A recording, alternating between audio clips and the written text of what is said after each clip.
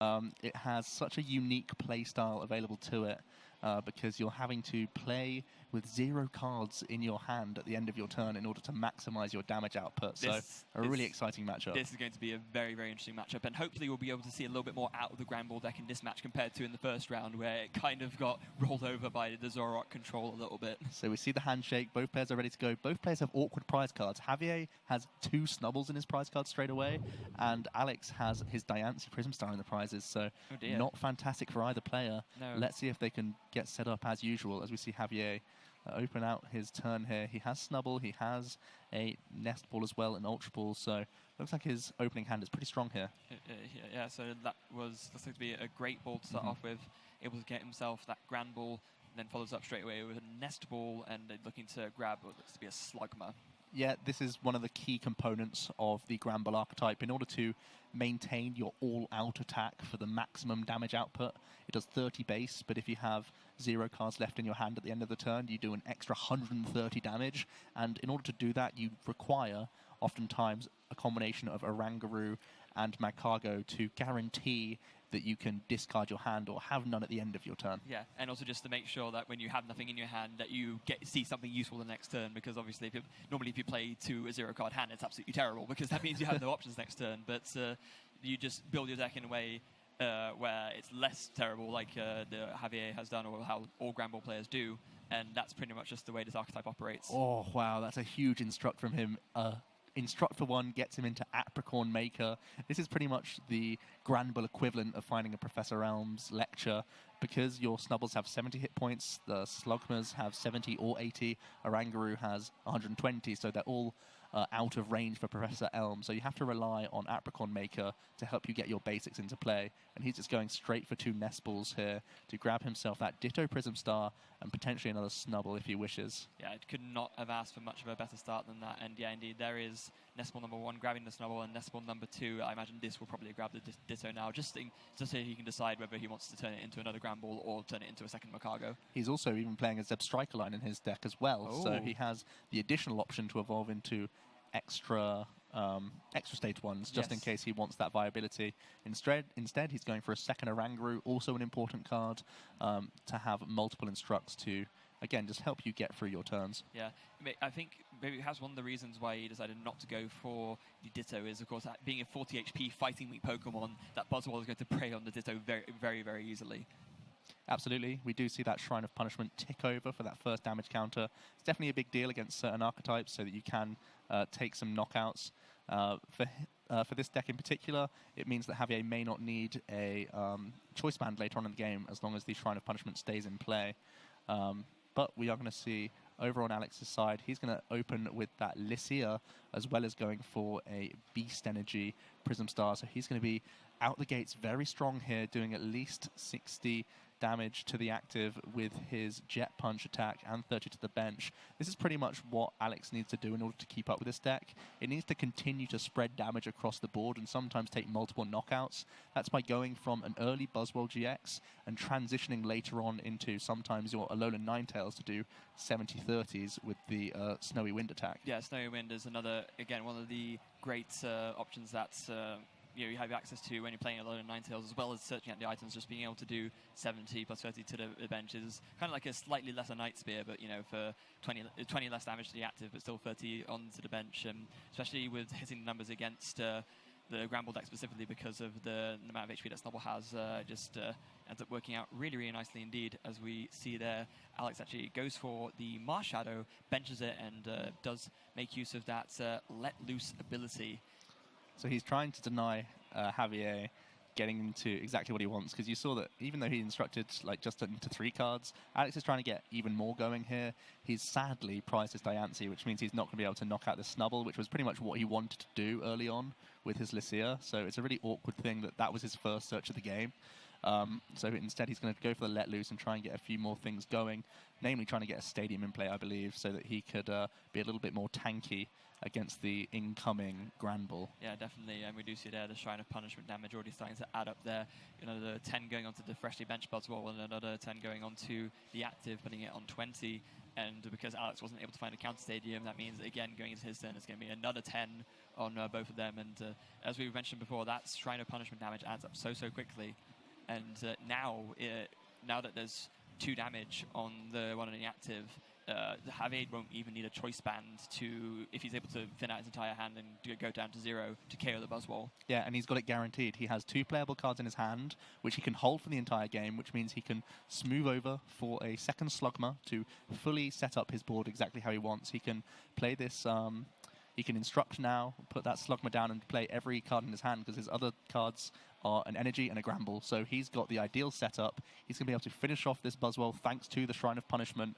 And man, that's a really strong turn 2 from him. Showing really the power of Gramble right there when you're able to set up everything exactly like you need, just doing a quite frankly obscene amount of damage for 1 energy on a non-GX Stage 1 Pokemon. It's such a remarkable card because you would think it would never work because it's, playing with a 0-card hand is so counterintuitive to most card games, but the payoff is so big that people just make it work. Yeah, and not only that, but right now we have the cards to make it work. We have the Orangurus of this world. We have Makagos. I think those 2 cards existing really enables this archetype to push forward and be as strong as it is. So, having taken 2 prizes, Alex is now able to go into his B-string turns. He's going to fire one off straight away onto his bench Buzzwole GX. He does have more energy in his hand, and he also has a Lycanroc available to him, so plenty of options here. Yeah, and he also has, evolving into the Alolan Ninetales GX, Mysterious Guidance, going to fetch him any 2 items he wants. Looks like he's looking at an Ultra Ball and a Choice Band right now. It may be so that he can just find himself Tapu Lele to get himself into better stead here, just getting the Choice Band because he knows it's a card that he doesn't need. So he's just going to burn that straight away alongside his Lycanroc, finding himself a non-GX Buzzwole so he can take advantage of his Sledgehammer turn. Yes, indeed. Javier having exactly 4 prizes left means that Sledgehammer is doing, of course, 120 damage instead of the usual 30 for that single fighting energy. And yeah, he's got it all. There's the Guzma bringing up the Makago. Definitely important. Alex is going to have to try and make Javier miss a beat here. That's the big thing. Gramble is amazing when it's working, but it can be fragile. If you don't have the right combination of cards in your hand, it may not always cooperate, and you won't always be able to do all out for the maximum damage. So trying to target down these Slugmas and Makagos, that's the real engine that keeps the deck ticking over. And seeing as though Alex's deck is much more GX focused, you're going to have to try and stop this Gramble from using its attacks how it wants to every single turn. Yeah, definitely. Although a huge draw there from Javier as he does see his other Makago, evolves that Slugma straight away, and now I would be shocked if he wasn't able to get another all-out going. He's got it guaranteed again. He's got the Apricorn Maker in his hand. He can get, again, 2 cards, and he can get himself Ultra Ball and a Great Ball or Nest Ball, whatever he wants to do, get himself down to that 2-card hand, and then he can take a Smooth Over plus that last Instruct and make sure that he can have everything playable. It's guaranteed at this point as long as he doesn't mess up his sequencing. Yeah, which I'm sure he won't, because of course he is a very, very good player. Now, there goes, he just plays the Great Ball out of his hand straight away, and just uses that to, just fails that and then plays the Nest Ball and grabs the Ditto. Here comes a Smooth Over, probably grabbing just something to make sure that he can thin out the rest of his hand. But probably an Ultra Ball, because then he just instructs for free and gets another Gramble. Well, he's at 0, so there's nothing else he really needs this turn. So he might just be putting a Diantha to the top for next turn, unless he does want to keep digging.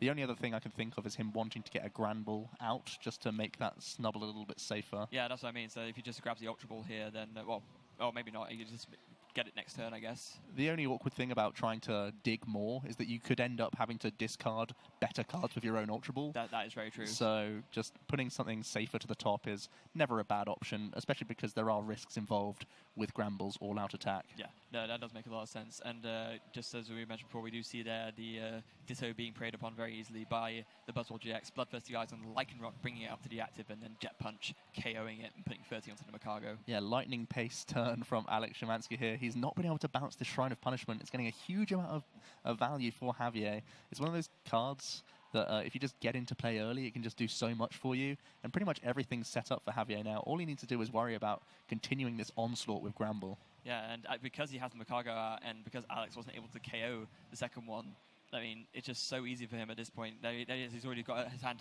down to 0 again. He can just smooth over again, put whatever he wants on the top of his deck for next turn, and yeah, I mean, he is just running away with this game right now. And looks like he's putting Guzma to the top. He's at the end game situation.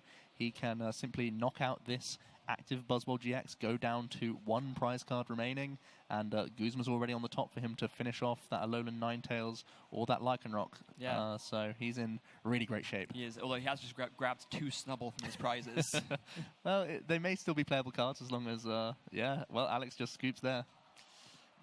Javier takes game 1, and we're moving on to game 2, and that is, I think, a much better demonstration perhaps than round 1 of just how powerful Gramble can be when it gets going. I've been very impressed by how Javier's played the deck. It's obviously one that he's tested a lot, because there are pitfalls throughout the game when you play this deck. You're having to be very cautious, very careful, sequence perfectly every single turn of the game with this deck. He did have the ideal turn 1. He was able to, fortunately, instruct for 1 card, and it happened to be an Apricorn Maker, which allowed him to get the perfect bench going from the offset.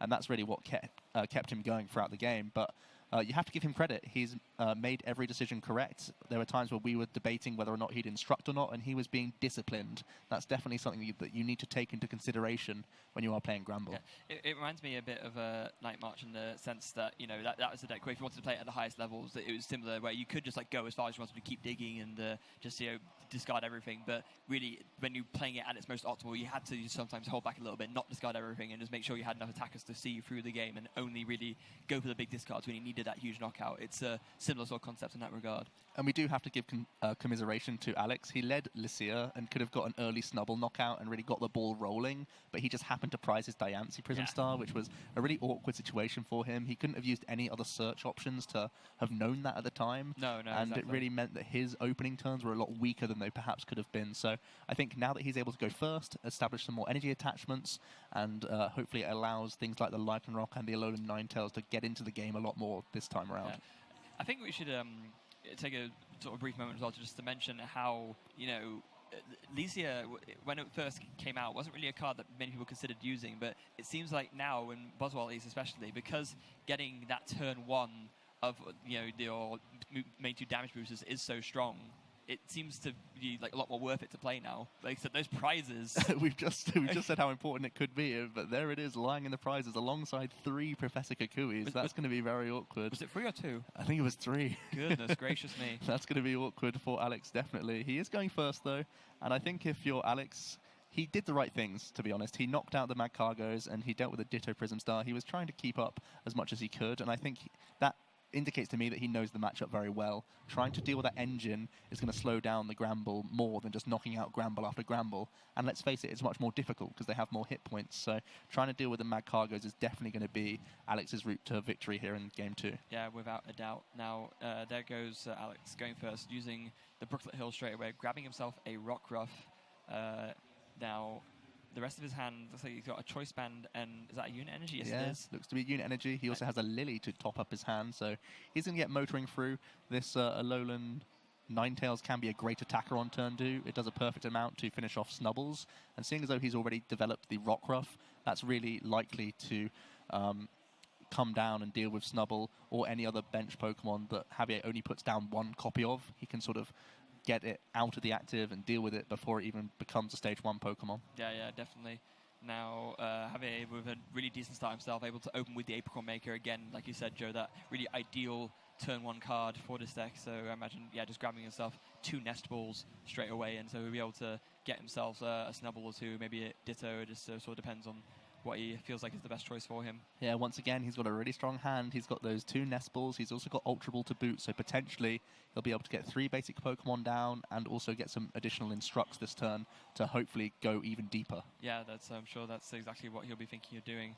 Now he's just taking a quick look to make sure he knows what is prized, and he actually looks like he might be deciding what to get already. So deciding Slugma for number 1, and then there's the second Nest Ball, and going to be grabbing the Snubble off of that. Yeah, it's one of these decks that almost changes your mindset of how to play Pokemon. It makes you decide everything before you've done anything. So he's already decided exactly what he's doing for this entire turn, because that's just how Granbull makes you think now. Yeah.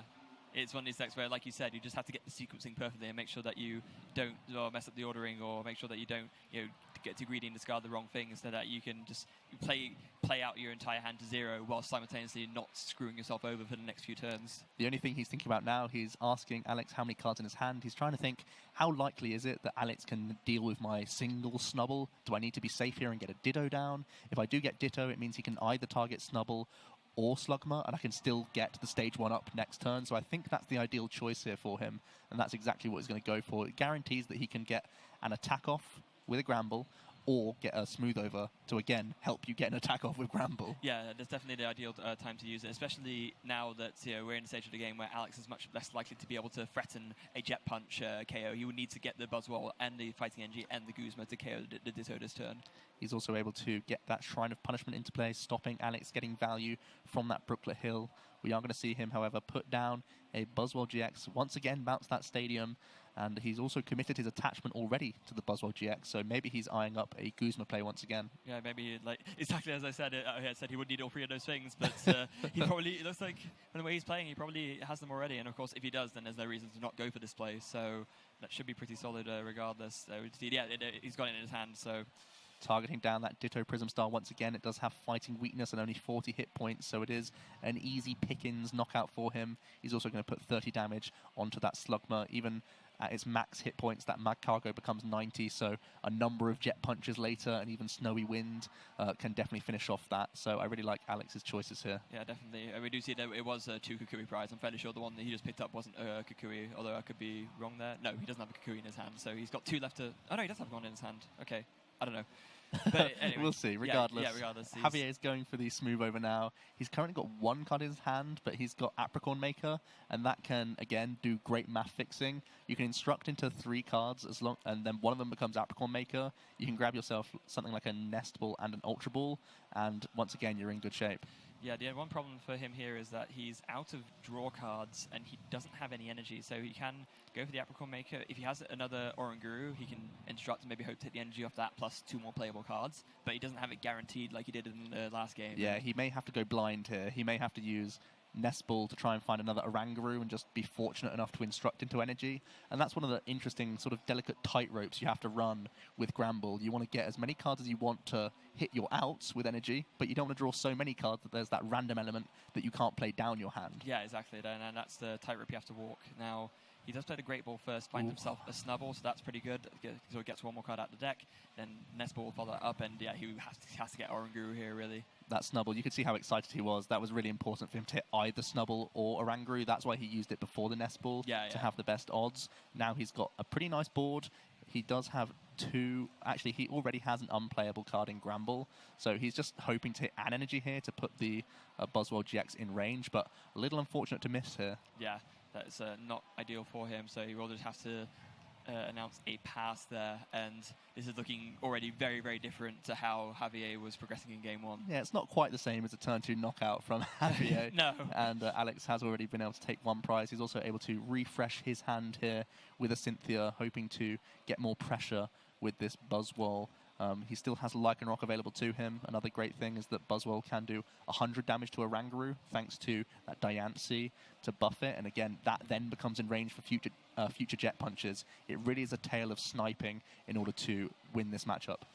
Yeah, definitely. No, the one saving grace for Javier is that Alex did not have another Guzma plus like a Ninetales plus an energy or something like that to just KO the Snubble, for example, and do 30 somewhere else. So although there is a switch... Wait a minute, he can go for switch and Ultra Ball, get himself a Lycanroc GX, and then essentially do that exact play. Oh dear, oh dear.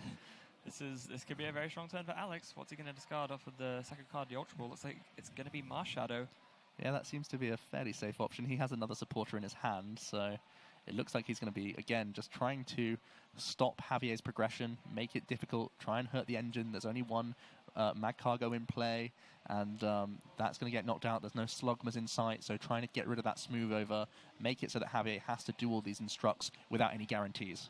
Yeah, absolutely, and wow, yeah, exactly like you said, doing the same play, but just using different cards instead, because you don't even need Guzma to go for this, and actually just cares him a Cargo instead. That's actually even better. Mag Cargo is definitely a great choice here. I potentially would have liked to see the 30 damage go onto an Oranguru, because I've already mentioned how the 100 damage can come into play so well with Buzzwole, but also putting 30 on the Gramble can set it up for future turns as well, so can't really debate that. We are going to see Javier go for a Rescue Stretcher, trying to develop that Slugma as soon as possible.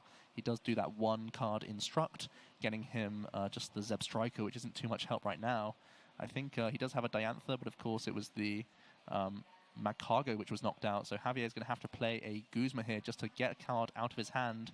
He's drawn into a Magcargo. Good card, just not this turn. And that was additionally another reason why it was pretty clever to KO the Magcargo instead of the Snubble, because if the Snubble was KO'd, the Diantha would be live. Yeah, and Diantha is so great at picking and choosing the perfect combination to make sure that you take the knockouts and so that you can get the most out of your turn. We are going to see Alex now. He's having to play a Cynthia here. He doesn't have an easy way of moving his Diancie out of the active this turn, so Javier's stalling Guzma has worked so far. Yeah, it sure has, and if Alex misses to beat this turn and ends up not being able to take a knockout on a Grand Ball, then that is the opening that Javier would have to come back into this game, given that he's already 2 prizes down. And but Alex found his other Switch. Wow, he plays 2 copies of Switch and he's found it an opportune moment. This is going to be fantastic for him.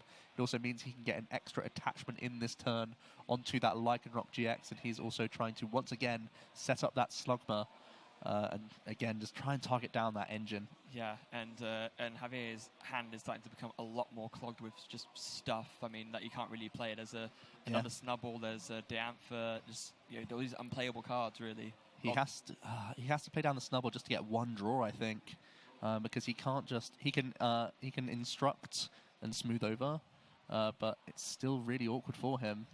We are going to see the smooth over here.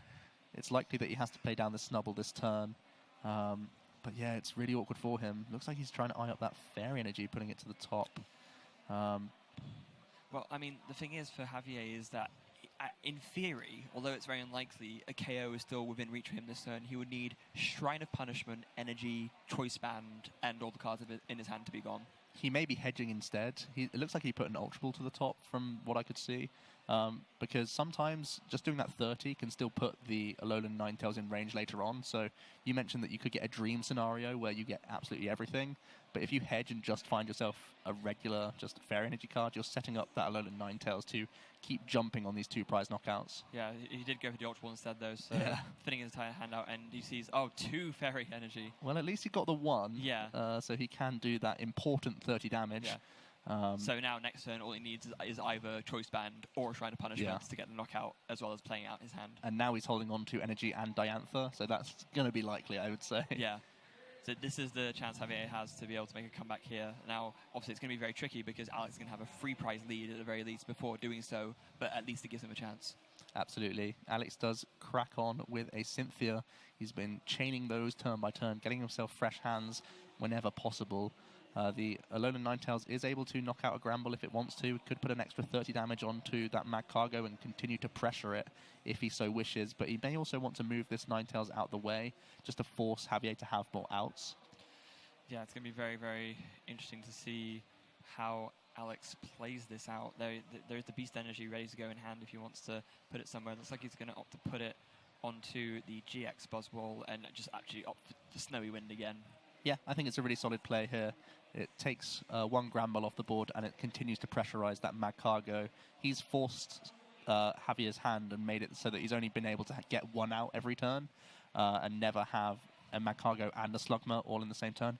Oh, he's just drawn into a Fairy Energy card. He still can Diantha and he can get Ultra Ball, but it does make life a little bit more awkward for him now. Because it gets rid of one more energy resource he could use to attack with.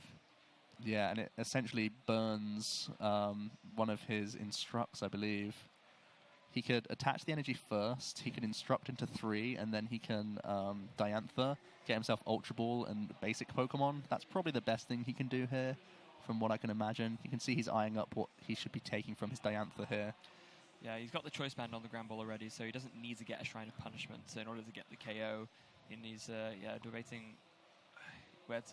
how to actually approach this turn. The Fairy goes onto the active, and like I said, you can Diantha here, just grab another basic and just grab something that will let him thin the rest of his hand out. Essentially, by using the Diantha first, he does it so that he can play the Shrine of Punishment, so he still can do the Instruct to draw more cards. He's just done it the other way around, so to speak. So he just draws into a Mysterious Treasure, which is one that he's not too sad about losing, and he's able to Ultra Ball here. He has no more Slugmas in his deck, so he's having to settle for a Gramble here. That Magcargo dangerously low on hit points, and it could become a hurdle later on, but for now at least, this Gramble ready to go. He can use that Smooth Over and put something to the top. It's kind of one of those cards where you'd want to maybe put the Diantha to the top this turn, but he's just used it. Yeah, it is. Unfortunately, that's not going to be able to work out for him. Now, yeah, this move gets done, and here comes the all out. Yeah, here it comes. He's also got that shrine ticking over, so it's been a good turn for Javier, to be honest. It's just that Alex has put his damage in the right places at the right times, and it's going to be very awkward for Javier to continue these knockouts as long as Alex chooses to hunt down those mag cargoes as much as possible. Yeah, definitely. Here comes an energy switch, so moving the... Or is it multi-switch? Or either way, it doesn't matter. There's and Guzma. Yeah, I like this play a lot. He's targeting down this Oranguru and the mag cargo in the same turn, and just hoping, crossing his fingers, that it means that Javier cannot get a knockout with Gramble next turn. Yeah, that's just playing out the rest of his hand, Ultra Ball discarding everything, and getting alone on Ninetales too, so you'll be able to use Mysterious Guidance and get what's to be a Field Blower, and no, you can't get Kukui off of that. B-String sounds good though. That B-String does sound good. Oh my goodness gracious me. Field Blower, really a big deal to stop that Shrine of Punishment ticking over as it did in that game 1. And getting rid of the Choice Band as well. Yeah, it's 2 birds in 1 stone, and Alex has played it at the perfect situation here, as well as being able to deal with, a lot of Javier's engine all in 1 turn. And now Alex is also only 1 prize away from winning. He's really done the right things to keep the squeeze on Javier. He's missed 1 turn of a big all-out, and that's been enough for Alex to just really take command of the board. He's got a lot of threatening attackers now. Even if Javier does take a knockout, I mean, there's game being represented on all fronts here. Yeah, Javier would need a Guzma to KO the Lycanroc, and then hope Alex doesn't have another energy for the other Buzzwole. That's the only way. Yeah, that's pretty much the only hope right now, but doesn't look like his hand's cooperating.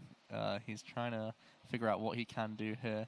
He only has 2 Pokemon on his bench currently, so the Lycanroc GX attack is not currently game.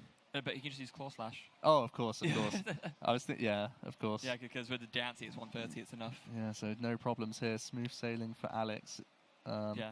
Unless there's any random Plumerias or anything that Javier could do this turn. But he's just played an Apricorn Maker. Yeah, so he's pretty much done now. Yeah. Looks like he's going through the motions. He's using the Apricorn Maker, then using, I think it was a Rescue Stretcher just to recover cards, and he's going to go for that all out. This is maybe the safest move, just to make it force Alex to actually move this Buzzwole out the way. Yeah, just because right now it can't actually retreat, so he would need to find another energy.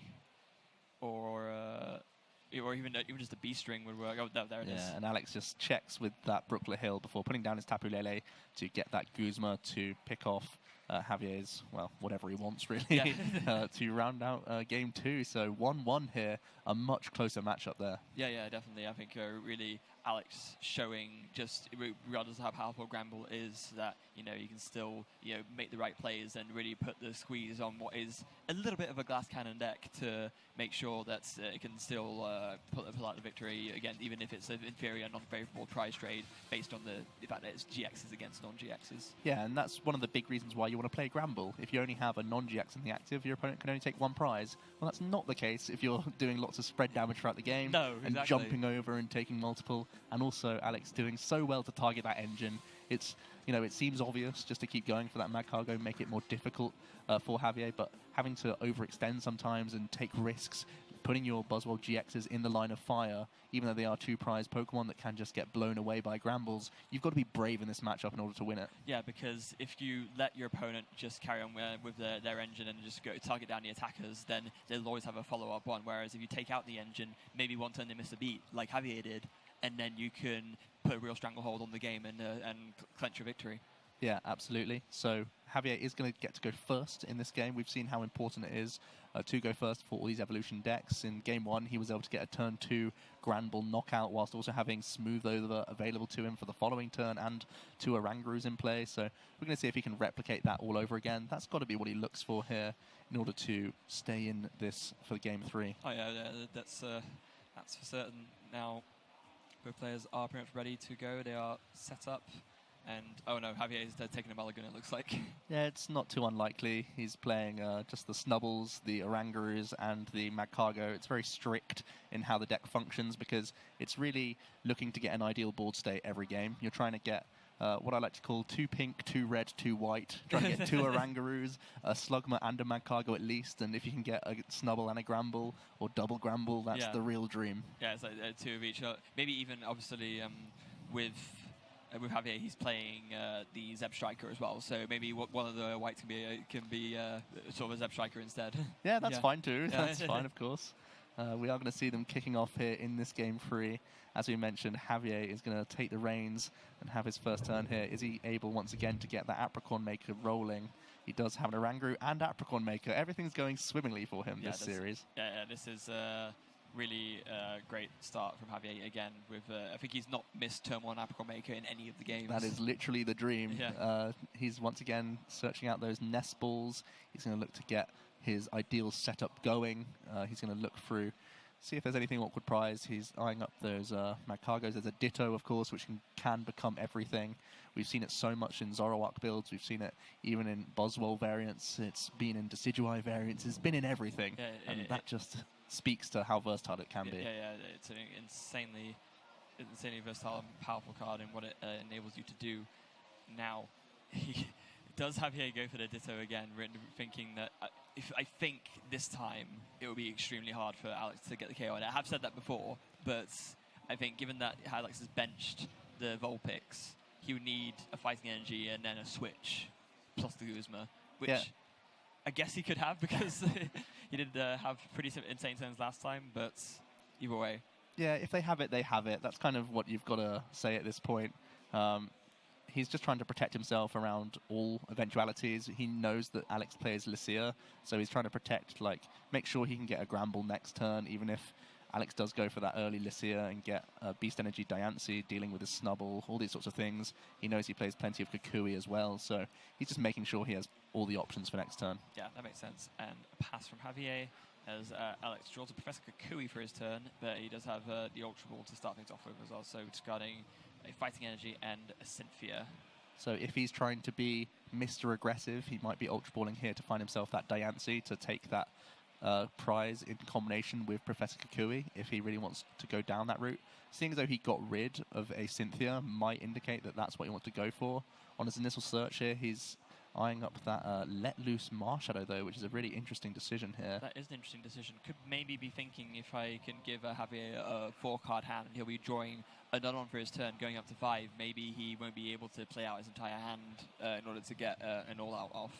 Sometimes here it's about instinct and maybe some facial expressions, stuff like that. You could maybe see Javier mapping out his next turn. He maybe sort of gestured that he had an Ultra Ball in hand, which he does. Yeah. It's those sorts of things that only players in the moment can pick up on.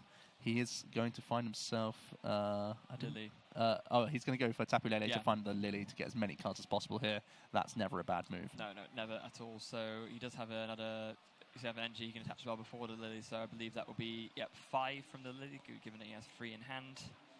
Pretty strong stuff. He could still eye up things like Diancie, Brooklet Hill, any more Rockruff. The deck is still very setup focused. He's also going to spend his Field Blower to try and make it more difficult for Javier to get the knockout on his Buzzwole GX right now. And then there's just going to be a Jet Punch, again, just targeting down that Slugma straight away. Yeah, and it just shows that Alex knows the matchup very well. Javier does have Ultra Ball in hand. He's also got the Zeb Striker available for him, so he can start doing some sprints this game. Yes, he can, and putting out another Snubble as well, so it's like he's... There's the Choice Band. He may have to get rid of it with an Ultra Ball, though. But he could always just go for Choice Band into Sprint, but if you can Ultra Ball, find yourself Magcargo, and then smooth over into Sprint, that is also a great out for you. Yeah, that's very true. Choice Band, looks like it might go on the active instead. Yeah, it does. He could use his second Instruct as well, so he can do it this way around. And again, he's drawn into a card that he'd kind of want to play here. He can Ultra Ball for the Magcargo. Then he can smooth over before sprinting. He can smooth over Ultra Ball to the top. Then if any of his other 3 cards are energy, he can get the knockout this turn. Yeah, and let's say that's why he's going to go for here. So yeah, Ultra Ball grabs Magcargo, smooth over grabs something.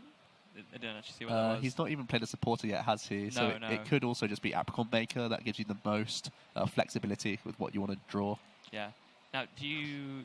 Yeah, so he does that, and I imagine he's just going to go for Sprint. So discarding nothing, drawing 4. Yeah, he has gone for the Apricorn Maker there. And he's got himself energy, which is a really big deal now as well. He has done it, ladies Yep. and gentlemen. Yep, guaranteed now. He can use Apricorn Maker. That is his supporter for turn. He can simply just grab the one Ultra Ball if he wants to and save the other resources in his hand. Does he have... Hold on, but he's got a Gramble in his hand and an energy. Does he have anything else that... What's the other thing he discarded? Wow, he's got 2 cards in his hand right now. It must be Gramble, Fairy Energy. Gramble Energy. Yeah, okay, so he's opted to... He got 2 targets. He got a Great Ball, and then he used Ultra Ball to remove Great Ball and Diantha. Right. So he could just manually evolve and attach. Okay. It means that he saves a Gramble that would otherwise be in the discard pile. Yeah, Now okay. it's still in his deck. Yes, that makes sense. And this is looking closer to game 1 in terms of Javier's start. He's got a really incredible board set up. He got Zeb Striker as well, which didn't even have game 1. He's got the Makago down. He's got a backup Snubble, and he's got 2 Orangurus. Alex does have some good response here, though. He's able to attach a unit energy to his active Alolan Vulpix. He's also got that Alolan Ninetales that he's now eyeing up to start getting him into a lot of item cards to see if that can get him into a good stead here. He's actually just going to go for the non-GX Buzzwole, and he's going to go ahead and use that Cynthia. He's already committed an energy to his Alolan Vulpix, so very interesting choice. However, once he finds an Alolan Ninetales, he can grab himself a Beastring and attach the Buzzwole that way. Yeah, that's definitely true. So I guess what he's trying to do is he's trying to get the best of both worlds. He could go for Beast Ring plus a multi-switch. That might be the way that he gets his Ninetales attacking this turn, so he needs the full combination here. Yeah, he does. But I mean, if he has a Ninetales, then the full combination being a Ninetales. Yeah, because that gets you the stuff you need anyway. Now, there's the Beastring. I don't see a Ninetales, though. Ooh, man. But he could just pay retreat as well. He could just do the Sledgehammer turn this turn. Yeah, and that's probably why he opted to attach to the active, just to make sure that in the worst eventuality, he can just... Well, that... And if he got the energy switch or the multi-switch, then he could have done that. But at its worst, he can do this retreat. He had the high roll dream, but also he was playing safe. He's also able to use the switch to even preserve that energy for later, which is a great deal for him. So even better. So now we'll just see choice band going on to the bench. Alolan Vulpix, more just get it out of the hand. He knows that he won't need those against this matchup at all, and just goes for the Sledgehammer KO. Does take advantage of that 4-prize turn. Back over to Javier now, and he's going to kick off his turn with a smooth over. And with a board set up like this, I'd be very surprised if he wasn't able to manipulate his hand into getting an all-out for a knockout. Yeah, I'm sure he will be able to. He drew a Gramble for turn as well, so he already has the attacker ready to go. He might even just want to be going for another Snubble just to make sure that he has a follow-up attacker, or, like you said, Diantha, he can get back Fairy Energy, whatever he needs. I agree with you completely. I'd be shocked if he didn't have access to an attacker this turn.